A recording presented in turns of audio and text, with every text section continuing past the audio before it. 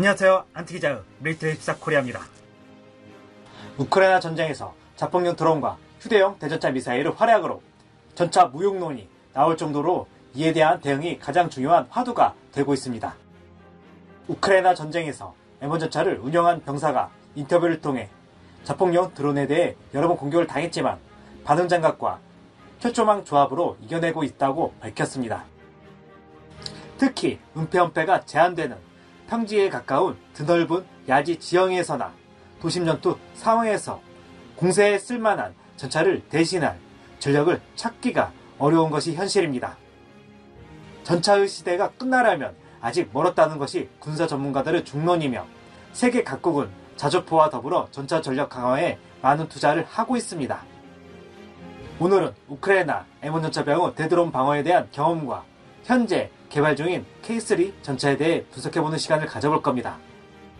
우크라이나 전쟁에서 교훈은 러시아 텔레그램 채널에서 47기계화 여단 에이브람스 전차장과 인터뷰를 진행한 러시아 전문가 밥 리는 우크라이나 전에서 대드론 능력에 대해 다음과 같이 밝혔습니다. 당초 러시아군이 대드론 방어를 위해 전차에 둘렀던 철조망이나 철망을 대부분 비웃었지만 현재는 양군 모두 기갑 차량에 철조망과 철망의 장갑을 한 번 더 두르고 있고 모듈형 반응 장갑은 여기저기 덕지덕지 붙여 있습니다. 모양이 빠져도 전쟁에서 생존성을 단 1%라도 높일 수 있다면 어떤 일이든 하게 됩니다. 에이브람스가 우수한 것은 승무원과 탄약류가 불리한 설계가 유용했으며 소련제 전차와 다른 설계 덕분에 승무원들은 생존의 기회를 얻었다고 밝혔습니다. 이는 현재 K2 전차 약점이 향후 전쟁에서 병사들의 생존성에 악영향을 준다는 것을 의미하며 필수 반영 요소 중 하나라는 것을 의미합니다. 전차의 장갑은 약하며 특히 FPV에 취약하기 때문에 추가적인 증가 장갑과 그물은 승무원 생존성을 위해 필수적입니다.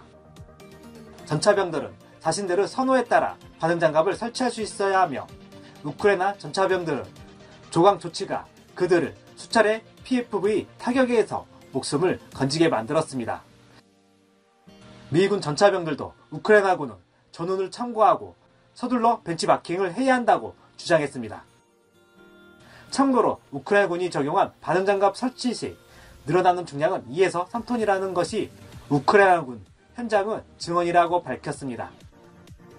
러시아군 전차에서는 철조망과 모듈형 반응장갑은 물론 대드론 제밍장치까지 장착해 드론 후 공격에 대해 대비하고 있습니다. 차세대 스텔스 전차 K3 전차. 지난 5일 방사청에 따르면 한국도 현존 최강의 전차 중 하나인 K2 흑표의 한계를 넘어선 차세대 스텔스 전차 K3 전차를 만들고 있습니다. K3 전차 개발은 2013년 말 육군에 의해 시작되었고 2015년 언론에 최초 공개되었습니다. 보통 전차 개발은 15년가량 걸리는 만큼 K3 전차도 5에서 7년간 개념 연구를 기간을 거쳐 2023년부터 탐색 개발에 들어가 2030년경 시제 전차를 제작할 계획입니다. 2024년 6월 대한민국 국방산업 발전 대전에서 공개된 K3 전차는 정찰용 드론까지 탑재해서 기존 전차의 한계를 뛰어넘는 스텔스 모형을 선보였습니다. 특히 차세대 K3 전차는 드론으로 주변을 정찰하고 위협을 피하는 방식으로 운영되며 인공방어 장치는 전차를 향해 날아오는 포탄과 미사일을 직접 타격하는 하드킬 방식이 적용될 전망입니다. 중량은 K2보다 가볍고 포장 도로에서 시속 80km로 주행 가능하며 스텔스 형상 설계와 수직 발사 미사일과 레이저 포탑도 장착할 계획으로 알려졌습니다. 당초 주포는 레일건으로 장착할 계획이었지만 레일건 탑재는 확인되지 않았습니다. 이와 같은 차세대 전차의 전투 중량은 55톤 정도가 될 전망입니다. 중량을 줄이면 그만큼 장갑이 줄어 방어력에 약점이 있지만 50톤 이상 나가는 전차는 수송도 어렵고 한국 지형인 논 지역과 산악 지형에 대한 돌파도 어렵기 때문입니다. K2 전차의 120mm 주포와 달리 130mm 주포를 탑재한 K3는 그 파괴력이 훨씬 강해질 것입니다. 다만 미국이 120mm 주포를 고집하고 있는 상황에서 미국과의 군수체계 단일화를 기본으로 하는 육군의 사상과 유럽을 중심으로 130mm와 140mm가 표준 싸움을 하고 있어 130mm 주포 적용은 더 지켜봐야 할 상황입니다. 여기에 원격 조종하는 무인포터까지 달고 인공지능 승무원까지 도입해 인간 승무원의 부담이 줄어들 전망입니다. 차세대 스텔스 기능 부여로 적으로부터 쉽게 포착되지 않고 내부 승무원이 아이언 비전과 같이 외부에 장착된 카메라가 촬영하는 360도 모든 장면을 헬멧 바이저로 확인할 수 있고 고무궤도와 하이브리드 엔진, 능동형 서스펜서 등 뛰어난 승차감 제공과 승무원의 피로감을 줄여 전투에 집중할 수 있습니다. 가장 널리 사용하고 있는 것 중 하나가 드론의 주파수를 교란하는 대드론 재밍장치와 복합 모듈형 장갑 그리고 각종 철조망 등을 활용해 방어를 하고 있습니다.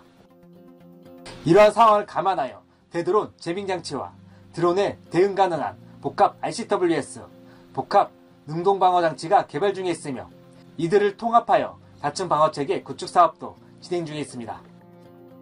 이에 장거리에서는 대드론 재밍장치를 통한 재밍, 중거리에서는 복합 RCWS로 직접적인 격추 시도, 근거리에서 접근하면 복합 능동방어장치로 방어를 실행하여 다층 방어체계를 구축하여 생존성을 높인다는 방안입니다. 그리고 적에 대한 빠른 탐색이 생존성의 승패를 좌우하기 때문에 정찰용 드론도 탑재되어 탐색 능력을 강화할 방침입니다. 현재 360도 시야 제공이나 복합 능동방어장치, 대드론 재밍장치, 복합 RCWS 등과 같은 부분은 이미 어느 정도 개발이 완료된 상태이기 때문에 현재 개발되고 있는 수출형 K2나 K2 전차 개량형에 선반영될 예정입니다.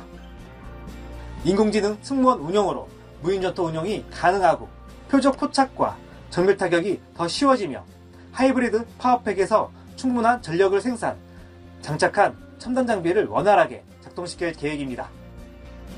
K3 전차는 아직 개념에 불과하고 현실적으로 어떻게 작동할지는 미정입니다.